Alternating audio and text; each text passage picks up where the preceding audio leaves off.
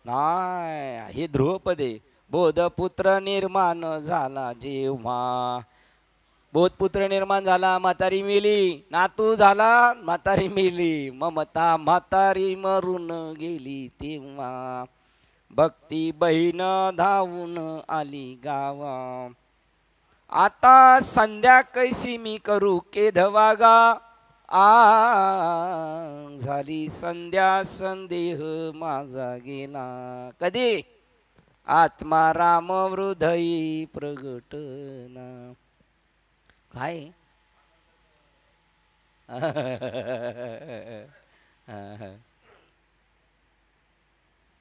आपल्याला बाबांनी ते शिकवले.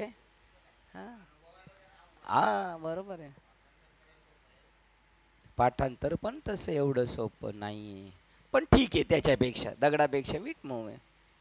पण जर तर हा, आणि जर पाठ झालं तरच पुढे जाईल बरं का. तो पाठ झालं तर त्याला सन्मुख होऊ शकतो. कमीत कमी कानावर तर पडलं पाहिजे, म्हणजे तसा विचार करू शकतो.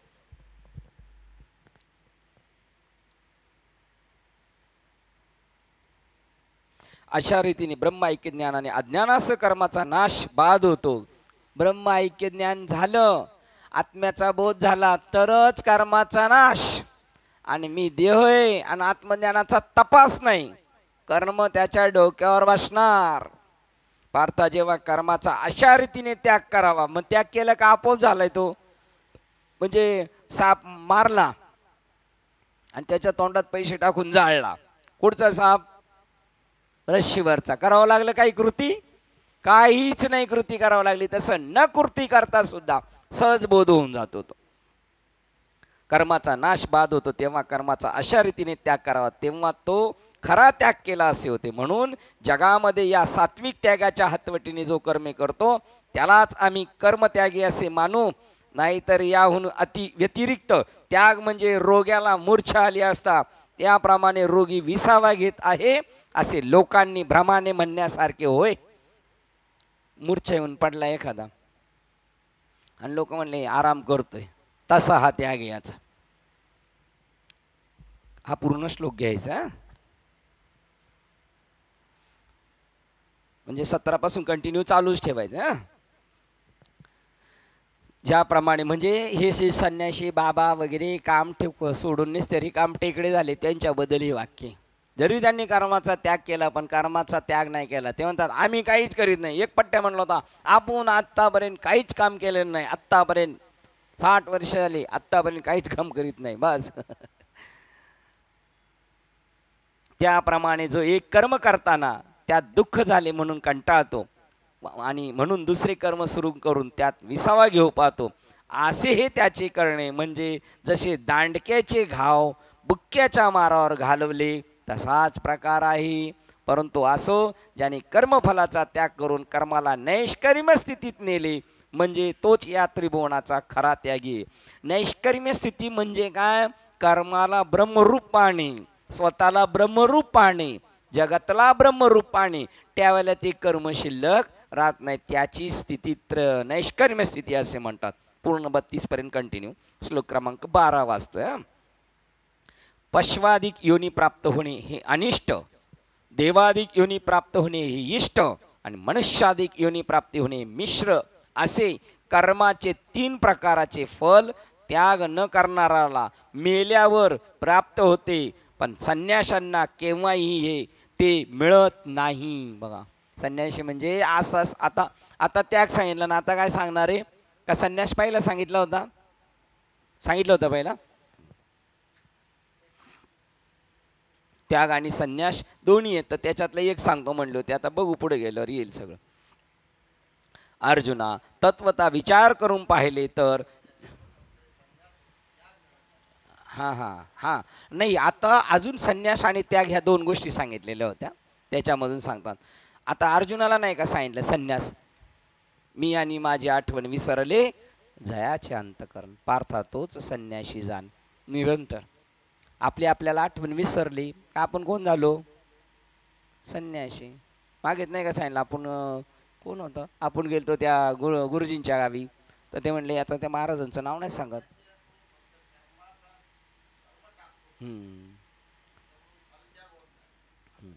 बरोबर, तो एक संन्यासी. आणि आता हा एक संन्यास सांगितला, अर्जुना मी आणि माझी आठवण, विसरले जयाचे अंतकरण, पार्था तोच संन्यासी जाण निरंतर. ज्ञानप्रधान संन्यास. एका गावात गेलो होतं तर ते म्हणले, आमच्याकडे काल एका महाराजांचं कीर्तन झालं, त्यांना घरी बोलवलं होतं. ते म्हणले आमच्या घरातून एक तरी संन्यासी होतोच, प्रत्येक पिढीमध्ये एक तरी कुटुंबातला संन्यासी होतोच. हे जे सांगत होते त्यांना म्हणलं, तुमच्या घरात किती संन्यासी आहेत? ते म्हणले कसं काय, आमच्यात नाही. तर त्यांच्या बाजूला दुसरा होता, म्हणलं आमच्या घरात ते सगळेच आहेत.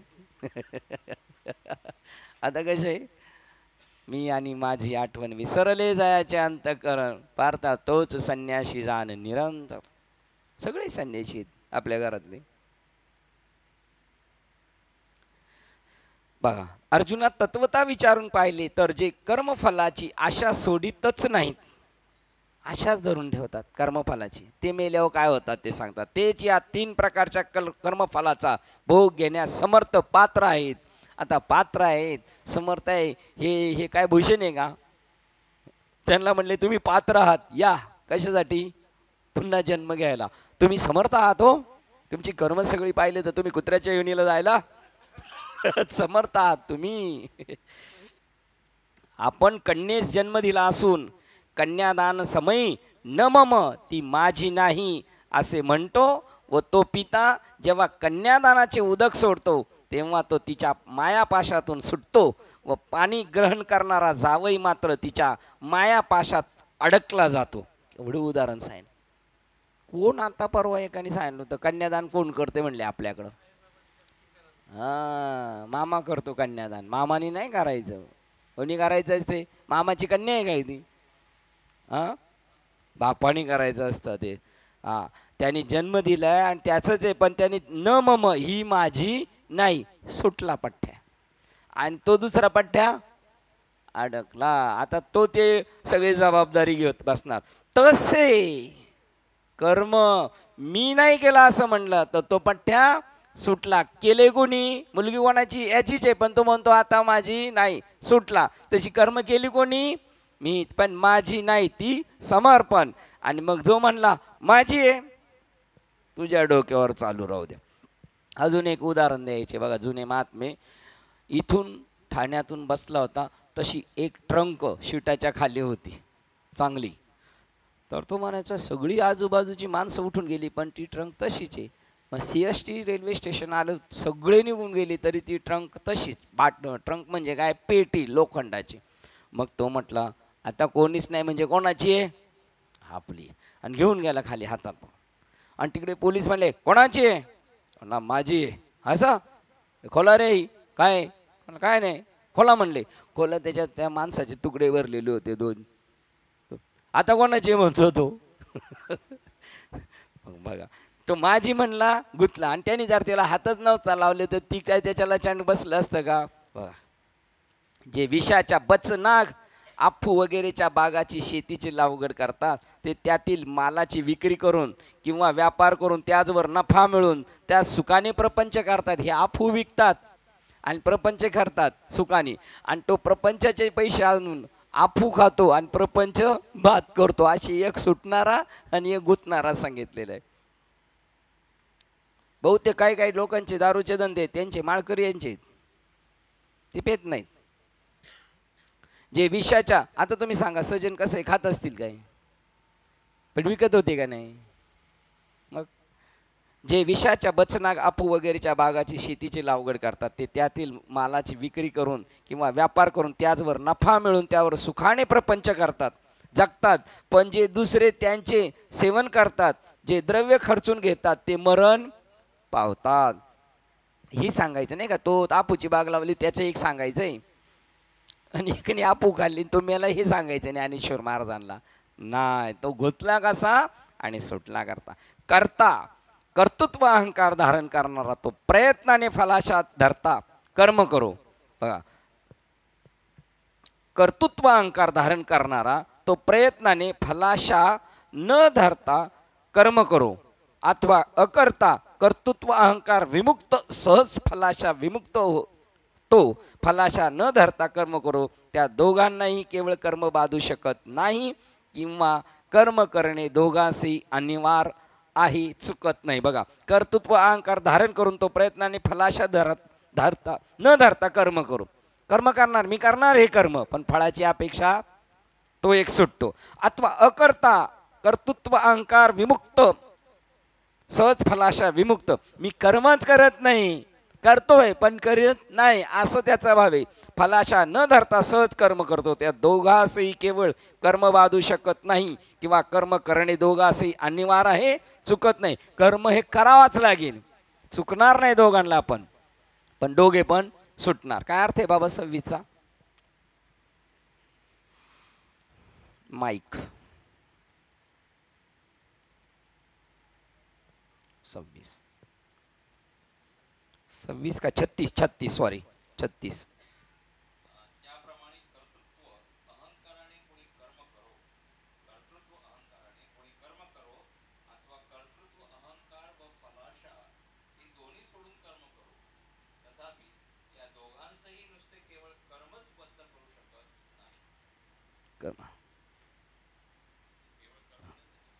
कर्माचा अहंकार धरला आणि कर्म केलं तर चालेल, पण फलाशा टाकून, आणि एकाने सुरुवात करताना कर्तृत्वाचा अहंकारच टाकून दिला.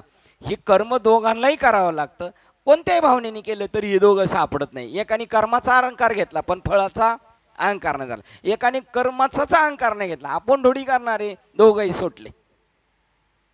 वाटेवरील वृक्षाच्या पिकलेल्या फळाची जो इच्छा करतो त्यासच ते फळ बंधनकारक होते. मोठ्याने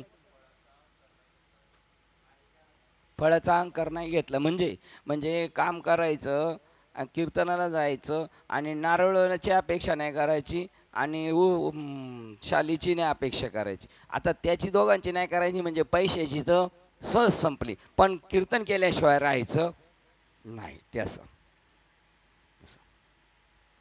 असं. आणि एक आहे तो म्हणतो मी थोडी कीर्तन करणार आहे, आपुल्या बळी नाही मी बोलत, सकाळ कृपावंत वाचत, त्याची दोघं सुटले. यांनी केलं, आपल्याला बोलवले करायचंच आहे, पण आपल्याला त्याच्या फळाची काय अपेक्षा नाही. पण जरी ते आपण नाही म्हणलो तर ते जबरदस्तीने देतात. असं सांगतात ते. तुम्ही नको म्हणलं, फक्त नको म्हणायची दानं ठेवा आतून, तुमचं जे प्रारब्ध होतं ते मिळल्याशिवाय राहत नाही, जास्त मिळतो.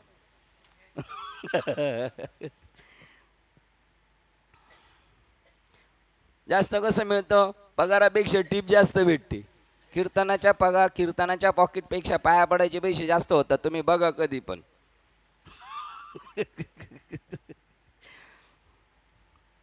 याला काय करायचं ह्या गोष्टी बोलून? याला काय करायचं ह्या गोष्टी बोलून? लेने वाला लेता है, देने वाला देता है, बीच में क्यों जलता है? नाही बोलायचं आता, इथून पुढे बोलणार नाही, पण तुम्हाला बरं वाटतं असं काय बोललो. समाज पण शहाणा झाला पाहिजे, त्याला कळालं पाहिजे कशाला काय म्हणतात ते. वाटेर वृक्षाच्या पिकलेल्या फळाची जो इच्छा करतो त्यासच ते फळ बंधनकारक होते, तसे साधारण कर्माच्या फळाची जो इच्छा करील त्यास ते बंधनकारक होते.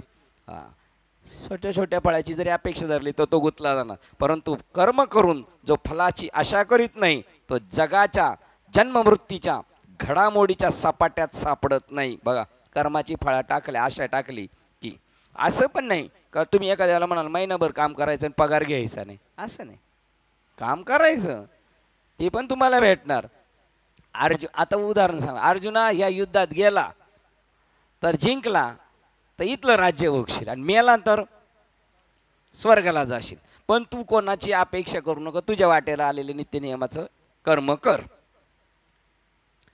कारण हे 3 प्रकारचे जग हे अवघे कर्माचे फळ आहे. बघा, हे 3 प्रकारचे जग अवघे कर्माचे फळ आहे. सगळे प्रत्येक काहीतरी घेऊन आलेलं आहे.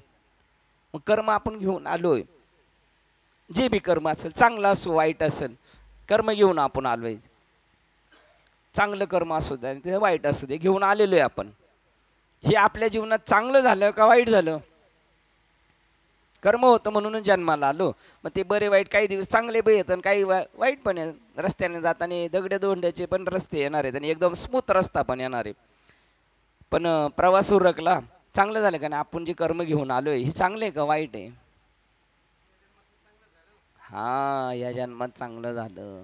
कर्मच नसतं तर तरी आलो नसतो. कर्म होतं, पण कर्म कसं होतं? सुटायचं कर्म होतं, थोडंच होतं आणि ते भोगून सारावं लागतं. त्याच्यात काकू करता येत नाही. मग आले भागा ते करीतो म्हणजे काय? आले भागा ते करीतो म्हणजे कीर्तन, भजन, प्रवचन, बस. बाकीचं ते ना, ते नाही करणार. आले भागा ते नाही करणार, कीर्तन करणार. अरे प्रत्येक कर्म करायचं, पण तुझे नाम. काही झालं तर दृढ माझे मन पायी राखावे. देव, मनुष्य, स्थावर याला जगदंबर म्हणतात. आणि हे तीन प्रकारचं देव, मनुष्य आणि स्थावर, जगदंबर असे नाव आहे. आणि हे तीन प्रकार तर प्रत्यक्ष तीन कर्मफळेच आहेत. तेच कर्मफळ एक अनिष्ट प्रतिकूल आहे आणि एक ते केवळ इष्ट अनुकूल आहे अशी, आणि एक इष्ट अनिष्ट असे मिश्र फल आहे. असे तीन प्रकारचे फल आहे. हे 14व्या अध्यायात आणि 15व्या अध्यायात पण थोडासा विषय गेलेला आहे. तिथं थोडासा नाही, बऱ्यापैकी स्पर्श करून गेला. स्पेशल त्याच्यासाठीच त्यांनी वापरलेलं आहे. पण परत पुनरावृत्ती चालू आहे. कारण का पुनरावृत्ती का करावं लागते? आपण विसरतो आणि ते त्यांना कळतं. म्हणून काका आज एकदम शांत आहेत. असं ना, काही पटत नाही असं काही नाही ना. एकदम आज स्ट्रिक आहेत काका. परंतु जे विषयासक्त बुद्धीचे आहेत, अभिधीचा व स्वैराचाराचा अंगीकार करून अंगवळणी पाडून निषिद्ध अशा वाईट कर्मामध्ये प्रवृत्त होतात, तेव्हा त्या योगे कृमी, कीटक अथवा मातीची ढेकूळ असेही वाईट देह त्यास पावतास, त्यास अनिष्ट कर्मफल असे नाव आहे. पा, मनुष्य जन्माला येऊन काय करायला पाहिजे ते न करणारे. आता याच्यात कोणच नाही. आपण 100% आपण याच्यात जाणार नाही. हो, 100% याच्यात जाणार नाही. ज्यांच्यावर श्रीपाद बाबांचा स्टॅम्प पडलाय ते, हे पटायचं नाही. मला असं वाटतं निम्म्या लोकांना श्रीपाद बाबाच्याच पटत का नाही काय माहिती. तर बाकीच्यांचा हिसाबच द्या सोडून. नाही, हे इकडं नाही जाणार. इकडं जरी घोटाळा झाला तरी परत येणार. आम्ही परत येणार. कोणत्या शरीराला? मनुष्याचीच. परिती योनी मनुष्याचीच. 14वा अध्याय किंवा 15वा काळात परिती योनी मनुष्याचीच. हाय बाबा, किती कॉन्फिडन्स नाही बोलणं आहे त्यांचं. हा, शेंगदाणे भाजलेले उगवत नाही. आपण रोडने जाताना म्हणायचं आम्ही भाजलेले, आम्ही भाजलेले. चिनी साजी तरी अघवाची इही परिवाराला आणि देही रिगे परी योनी मनुष्याचीच. 100% मनुष्याचीच.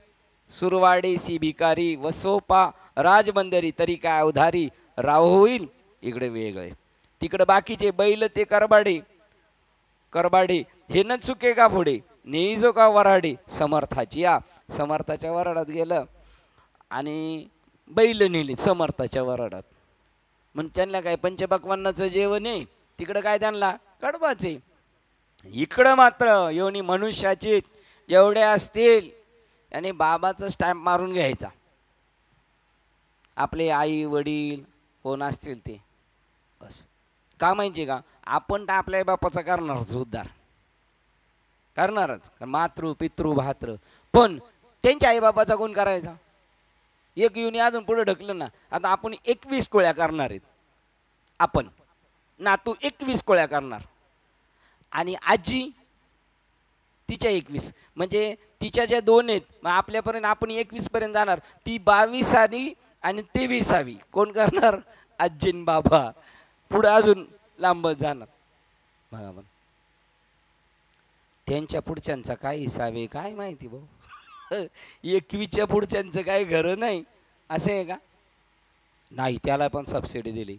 ज्ञानदेव सांग झाला हरिपाठ, पूर्वजा वैकुंठ मार. काय आपल्या वारकरी संप्रदायाचं काय सामर्थ्य आहे. एकदा जर वारकरी संप्रदायाचा विषय कळाला त्याला तर पूर्वजांना डायरेक्ट वैकुंठाचा मार्ग. स्वर्गातला नाही, डायरेक्ट वैकुंठाला. आणि तुकाराम महाराज म्हणले ना, जिकडून आलो तिकडं आपले बापदादा तिकडं, आम्ही वैकुंठवासी आलो याच कारणाशी. ते म्हणले आम्ही आलो होतो पण आमच्या नातानी पाठवले आम्हाला वरती. जसे म्हातारे गेलेत ना, काय काय साधे साधे म्हातारे गेलेत अमेरिकेला वगैरे, त्यांनी कधीच गेले नसते, त्यांना कोणी पाठवले? नातानी पाठवलं. आजी जाऊन ये फिरून. मलेशिया, ये म्हातारीला मलेशिया सुद्धा काही न म्हणता नसेल तरी मलेशियाला आहे म्हातारी. कोणी पाठवलं? नाताच्या कर्तृत्वावर गेली. मलेशियाच्या ऐवजी ती मरेशिया सुद्धा म्हणू शकते हे की नाही. अनिष्ट कर्म, तेव्हा त्या कृमी कीटक अशा मातीचे ढेकूळ असे वाईट देह पावतात, त्यास अनिष्ट कर्म फल असे म्हणतात, नाव आहे. किंवा स्वधर्माला मान देऊन आपल्या अधिकारानुरूप वेदास विचारून त्यांनी सांगितल्याप्रमाणे जेव्हा सुकृत पुण्यकर्म केले जाते तेव्हा अर्जुना त्यांना इंद्रादिक देवांचे देह प्राप्त होतात. त्या कर्मफलाला इष्ट कर्मफल असे म्हणतात. हे खरं आहे ना? पण व्यवहारात आहे का खरं? वाटते का? सांगणारालाच खरं वाटतं नाही तर ऐकणाराला केव्हा वाटणार आहे? आणि जेव्हा गोड मधुर आंबट अशी मिश्रण एकत्र मिश्रण होत असते, केव्हा? जेव्हा गोड मधुर व आंबट ही एकत्र मिश्रण होत असते तेव्हा ते गोड व आंबट या दोन्ही रसावून निराळ्या रुचीचा पण त्या दोहीस स्वाद द्रष्ट्या मागे सारणारा वरचढ असा भिन्न रुचीचा तिसरा रस उत्पन्न होतो. किंवा बाहेर सोडण्याचा प्राणवायूच योगाभ्यासाने दाबून धरला असता तोच त्याहून उलट लक्षणाच्या कुंभकास कारणीभूत होतो. त्याप्रमाणे सत्य असत्य याचे मिश्रण झाले म्हणजे ते त्या दोघांनाही जिंकण्यास कारणीभूत असणारे तिसरेच निर्माण होते. म्हणून शुभ व अशुभ कर्मे समभाग मिळून जे कर्मानुष्ठान घडते त्याचे योनीचे त्याचे योगाने मनुष्यपणाने युक्त देहाचा लाभ होतो. हेच ते मिश्र फल होय. काही वाईट पण झालेलं आहे आपल्याकडून मागच्या येणार आणि चांगलं पण झालेलं आहे, पण ते एवढं झालं ना दोन्ही काटोकाट झालं बरोबर. मापात दोन्ही सारखं, पाप आणि पुण्य. पाप पुण्य करुणी जन्मा येतो प्राणी बघा, आणि नरदेया येऊन आणि पाप पुण्य करून झालं. एवढं तंतोतंत कधीच नाही होत. जर जास्त झालं पुण्य स्वर्गात जाईल किंवा पाप जास्त झालं नरकात जाईल, आणि दोन्ही सारखं झालं तर मनुष्य जन्माला येईल, आणि दोन्ही जळून राख झाली तर मोक्षाला जाईल, संपला त्याचा जन्म. बघा मनुष्याची माऊलींनी गॅरंटी दिलेली. या जगात असे 3 प्रकारचे कर्मफल मांडलेले आहे. जे भोगाच्या आशेने सापडले आहेत त्यास हे कर्मफल सोडित नाही, जे भोगाच्या आसक्तीत आहेत. जिभेची रुची घेणे जसजसे वाढत जाते तसतसे पदार्थ जेवताना समाधान वाटत असते, पण शेवटी त्याचा परिणाम म्हणजे अजीर्ण रोगाद्वारा अवश्य मरणाची प्राप्ती हा होय. जोपर्यंत अरण्य लागले नाही तोपर्यंत संभावित चोराची मैत्री चांगली, किंवा वेश्येचा जोपर्यंत अंगसंग झाला नाही तोपर्यंत ती वेश्या चांगली. त्याप्रमाणे देहात आहेत तोपर्यंत कर्म करीत असता कर्तेपणाच्या गर्वास प्राप्त होतात, परंतु शेवटी मरणानंतर त्यास केलेल्या कर्माची फळे एकसारखी भोगावयास प्राप्त होतात. चालू झालं ते यंत्र.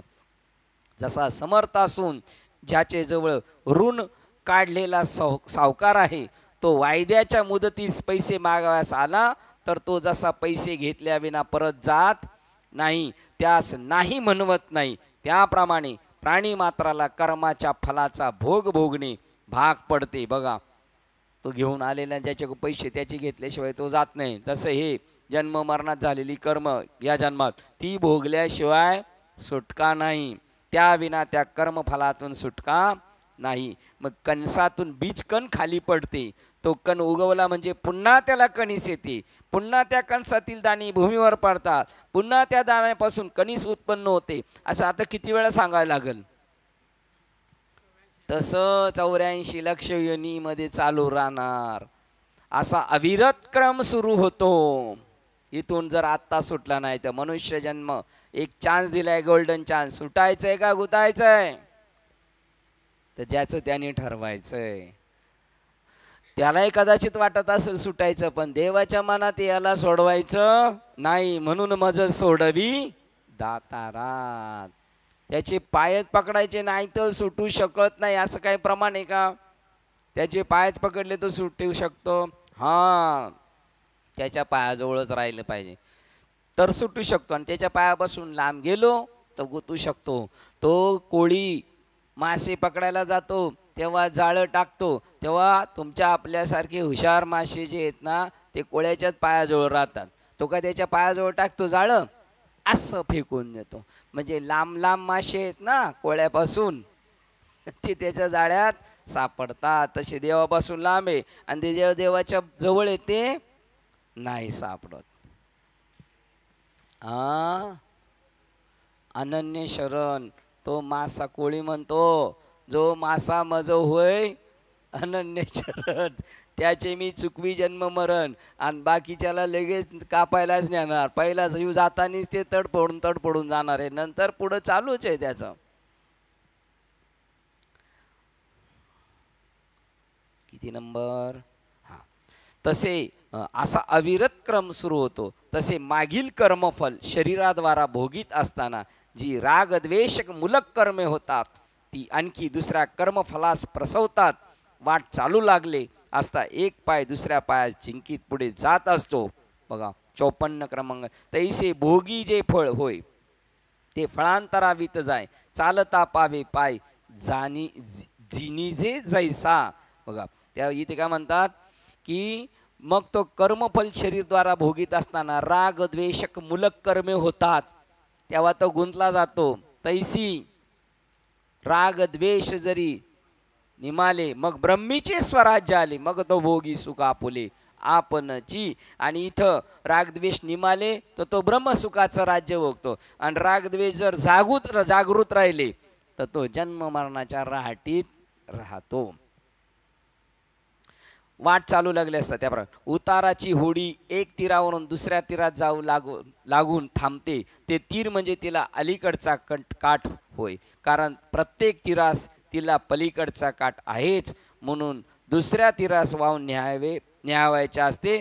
तसा भोग्यरूप कर्मफलाच्या उपभोगाच्या प्रयासातून कधी सुटका होत नाही. प्रयासातून का प्रवासातून? तिकडून पण प्रयासातच लिहिलेले 55 प्रयासातूनच ना. बघा उताराची सांगडी ठाके ते ऐलीच थडी, तेवी न मुक्ताची ओढी भोग्याची ये. बस एवढंच आहे, तिकडं नाही दिलं. म्हणजे नदीच्या या किनाऱ्यावर बसला तर तो काय म्हणतो, आता मी कुठं चाललोय? पलीकडच्या किनाऱ्यावर. आणि पलीकडच्या किनाऱ्यावर गेलो तो काय म्हणतो, आता परत काय म्हणतो, पलीकडच्या किनाऱ्यावर. म्हणजे पलीकडचा किनारा शेवटपर्यंत त्याचा इकडं आला का तिकडचा पलीकडचा, आणि तिकडे गेला तर इकडचा. तसं हे चालू राहणार हे घटिका यंत्र. हे बघ साध्य कर्मफल आणि त्याचे साधन कर्म कशा प्रकारे कर्मफलाचा भोग एकसारखा वाढत असतो व कर्मफल इच्छेचा जो त्याग करणारे आहेत ते संसार चक्रात गोवले जातात. आपल्याला कुठपर्यंत घ्यायचं होतं?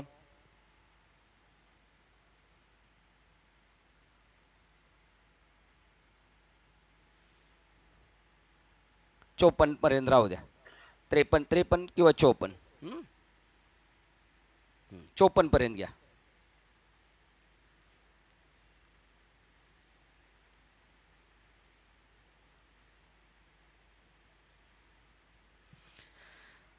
बघा त्याप्रमाणे हे बघ साध्य कर्मफल आणि त्याची बघा पुन्हा एक वाचप. उताराची होडी एका तीरावरून दुसऱ्या तीरावर जाऊन लागून थांबून ती तीर म्हणजे अलीकडचा काठ होय व प्रत्येक तीरास तिला पलीकडचा काठ आहेच, म्हणून पुन्हा तीरास वाहून न्यावेला असा भोग्यरूप कर्मफलाच्या चाली. कणसाचं बीज ते बरं आहे. कोणते घेतोय आपण साहेब? किती नंबर घेतोय? 55 का 54? कोणती होती 54? हां त्याच्या अगोदरची घेतली. कनिसा चढे भूमिती पडे. बरं 53 आणि 54 बस झालं. ओके बस त्याच्यापर्यंत थांबाय, 54 पर्यंत थांबायचं. हां हे बघ स्टार्टपासून. हे बघ साध्य, हे बघ साध्य कर्मफल आणि त्याचे साधन कर्म अशा प्रकारे कर्मफलाचा भोग एकसारखा वाढत असतो व कर्मफलेच्छेचा जे त्याग न करणारे आहेत ते संसार चक्रात 56 बघूया आपण. पै साध्य साधन प्रकारे फळ भोगू तो पसरे एवम गोविले संसारे अत्यागी ते 56 पण या गुंतले कोण आणि सुटले कोण ते सांग. एरवी जाईच्या फुलाचे ज्याप्रमाणे उमलणे प्रकृतीत होणे म्हणजे तत्क्षणी त्या फुलाचे सुकणे होय, त्याप्रमाणे कर्माचरण करण्याच्या निमित्ताने ज्याने कर्तृत्वमत फलास्वाद टाकल्यामुळे ते कर्म जणू केले नाही असे केले. त्या जुईचं फुल उमललं त्याच वेळेला तिचा काय झाला एंड. तसं आपलं उमलणं नीट बघा. 56 वाचायची, मी पुन्हा वाचतोय. 57 तुम्हाला वाचायची साहेब. एरवी जाईच्या फुलाचे ज्याप्रमाणे उमलणे प्रफुल्लित होणे म्हणजे तत्क्षणी त्या फुलाचे सुकणे होय, त्याप्रमाणे कर्माचरण करण्याच्या निमित्ताने ज्याने कर्तृत्वमत फलास्वाद टाकल्यामुळे ते कर्म जणू केले नाही असे केले. बघा ते गुंतले कोणते सांगितले ना, आता सुटले कोण. 57 वाचायची तेवढं. 57 एरवी जाईच्या फुला फाकणे तयाची नाम जैसे सुकणे तैसे कर्म मिशे न करणे केले जी. वाचा अर्थ माईक.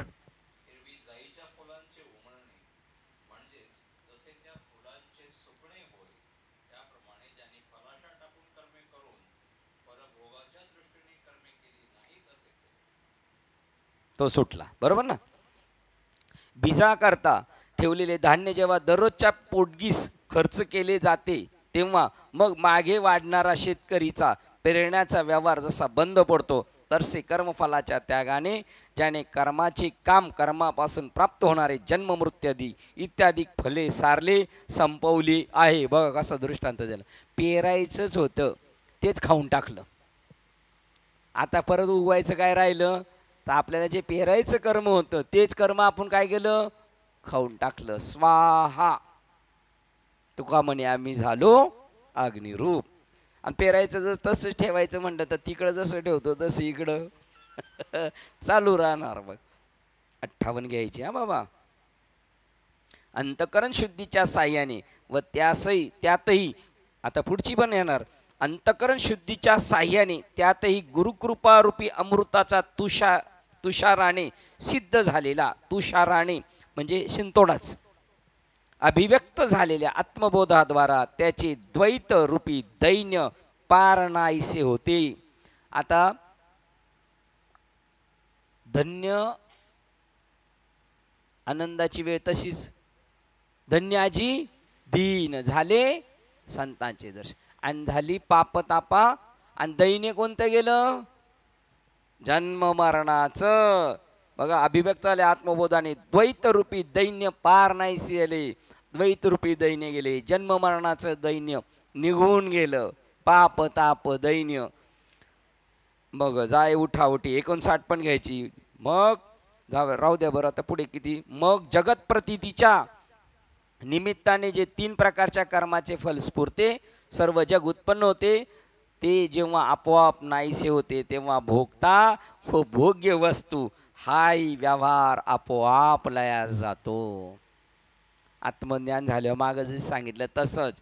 मग त्यावेळेला हे जे 3 प्रकारचे इष्ट अनिष्ट आणि इष्टानिष्ट मिश्र बले तिन्ही हे कर्मामुळे करावं लागतं. पण त्या कर्माचा इंड कधी होतं ज्ञान संन्यास घेणार तेव्हा. तुम्ही म्हणले जेव्हा त्याला आत्मज्ञान होणार. कसं होणार जसं पेरायचं बी होतं ते खाऊन संपवलं. आता पेरणीच्या वेळेला काय पेरायचं आता तिकडं जसं लॉस आहे तसं इकडं जर पेरायचंच खाल्लं तर इकडं काय फायदा आहे आणि तिकडं काय नुकसान आहे. असं उरफाटणे आहे मृत्यू लोकाचा.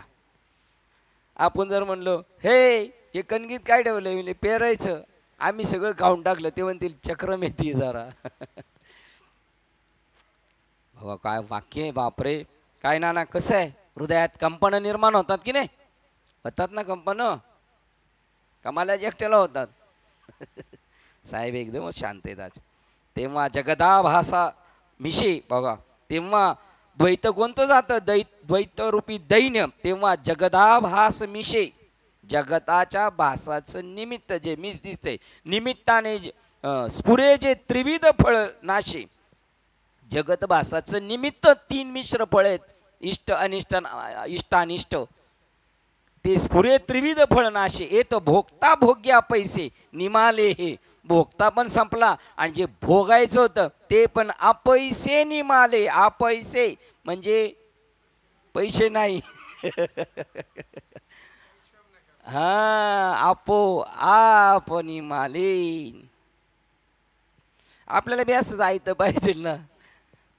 हे वीरेशा, ज्याच्या हातून अशा प्रकारचा ज्ञान प्रधान संन्यास कर्म त्याग होतो, तेच कर्मफल भोगाच्या होणाऱ्या जन्म मरणात्मक त्रासापासून मुक्त झाले. अशी आपल्याला रोज वाचायचा नाद लागला पाहिजे. मग ह्या अँगलनं धरून जे आपण बोलतो ना, कीर्तन कमी आहे का, पण ज्ञानेश्वरी वाचा याशी पाहिजे. ती नादी लावायचं काम करतात. आत्मज्ञान नाही त्याला कीर्तन म्हणता नाही यायचं.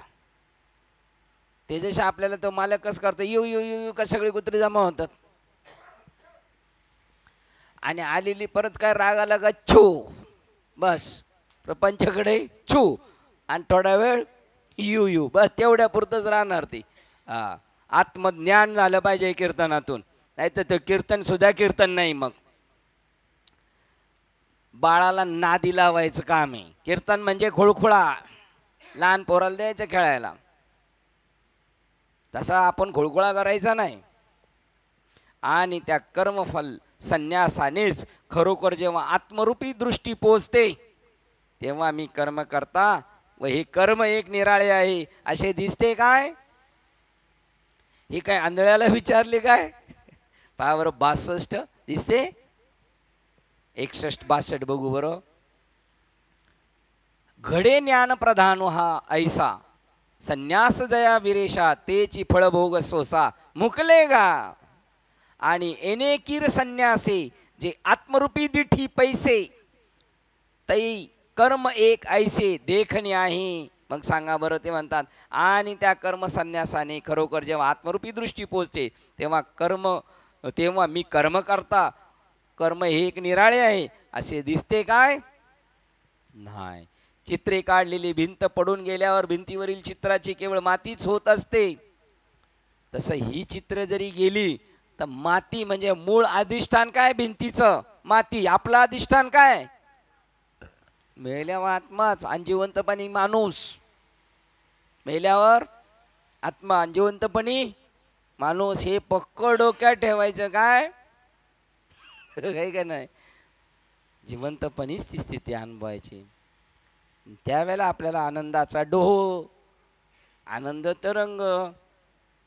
आता आपल्या जरी लोटायला नेलं, आपल्याला म्हटलं चला देऊला आपण जाऊ, आणि तो जो डोह आनंदाचा आहे आणि मारा उड्या मारू आपण, शिवाय हातपाय बांधून मारू.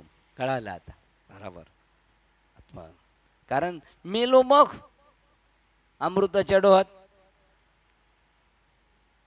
नाना अमृताचे सागरी बुडीजे, आणि मना तरी वज्र मिठी पडीजे, आणि तोंडा तरी वज्र मिठी पडीजे, आणि मनीत, आणि मना म्हटलं ना हात पुढे ठेवला होता. हा असं झालं पाहिजे. तोंडा तरी वज्र मिठी पडीजे, आणि मनी तरी आठवावे थिलोरद का ते. अरे एवढ्या अमृताच्या सागरात डुबणाऱ्या माणसाने फलकट संसाराचं डोक्यात कशाला घ्यायचं? पण तुम्हाला माहिती आहे का, आपण लहान होतो ना, आणि तिकडे जास्त भात पिकायचं चांगला. तिकडे जर गेलो आपण तेव्हा ते चहा नाही द्यायचे. चहाच्या अगोदर आपल्याला पितळ्या द्यायचे. काय भाताचं पाणी, ते फुरका मारून तो म्हणतो मी अमृत पेलो. होईल का? भाताची पेज पिऊन अमृताचे आनंद भेटतील का? तसे संसार म्हणजे भाताची पेज आहे, आणि अमृत म्हणजे नामामृत गोडी. वैष्णवाला आदली योग्या साधली, हरिनामामृत सेवी सावकाश. जे हळूहळू या रविवारीच्या पुढच्या वीकला यायचं, पुढच्या रविवारी. कारण बाबांनी काय सांगितलंय? हरिनामामृत सेवी सावकाश, घाई घाई नको. मोक्ष त्याचे भूसदृष्टी पुढे. आता कोण मोक्षाला विचारतो? आता नामामृत सेवलं नाही आणि तो मोक्ष सुख हाणूला, आता तुलाच आम्ही हाणूला. चित्रे काढलेली भिंत पडून गेल्यावर काय सिद्धांत आहे? भिंतीवर चित्राची केवळ मातीच होत असते. आश्रय नाशाने नाश होतो, अथवा उजाडल्यावर रात्रीचा अंधार शिल्लक राहतो. काय जर शरीराकृती उभी नसते तेव्हा सावली कसली शोभते. आरशाविना आपले मुख कोठे प्रतिबिंबित होईल.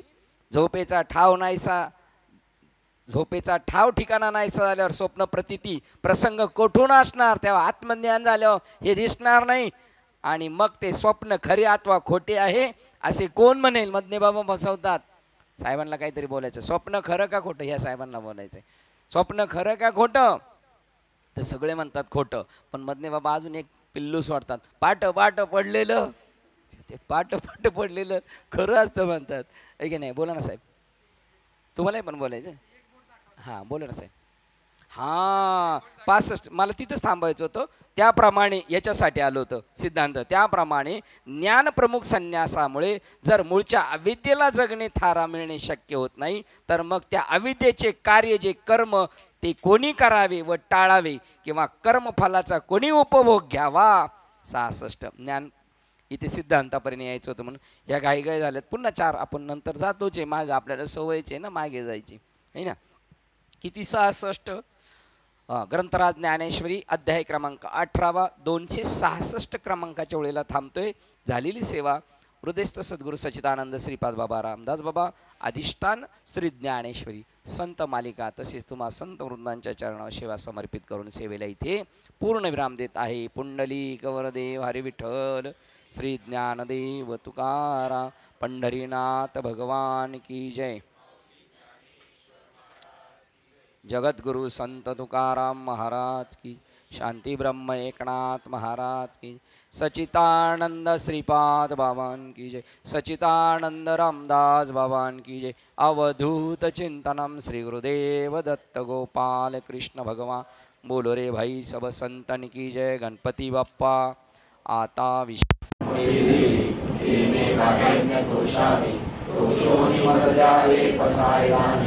जयकांची व्यंकटी सांडो दया सत्कर्मी अतिवाडो उदा परस्परे घडो मनी गरिबांचे दुरितांचे तिमिर जाओ विश्व सधर्म सुयमाओ जो देवांची लतो तेला भो प्राणी जात वर्षक सकळ मंगळी ईश्वर निष्ठांची मांदी आई अनवर्त भूमंडळी भेट तुकार होता सदा कल्पतरूचे आरव चेतना चिंतामणीचे गाव बोलते कर्णव पियुषांचे चंद्रमेचे आलांछन मार्कंडचे तापई ते सर्वाई सदा सज्जन स्वये होतु किंबहुना सर्वसुखी पूर्ण होती त्रिलोकी गजिजवादी कुर्सी अखंडित आणि ग्रंथोपदिके विशेष योगी दृष्टादृष्ट विजय हो आवेची एकमणे श्री विश्वेश्वरा हो ना होई यथा न प्रसारो येणे वैज्ञान देव सुखिया झाला.